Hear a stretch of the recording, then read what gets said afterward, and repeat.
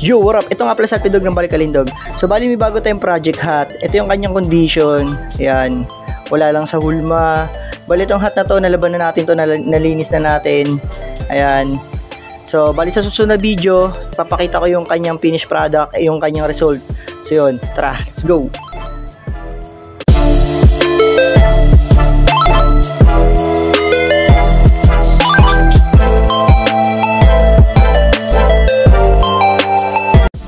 Yo, what up? Ito nga pala sa Pidog ng Balik Alindog.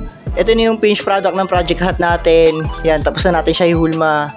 Yan, tumindig na ulit. Balik Alindog na yung kanyang hulma. Ayan, buhay na ulit yung kanyang buong dome, yung crown. Ayan.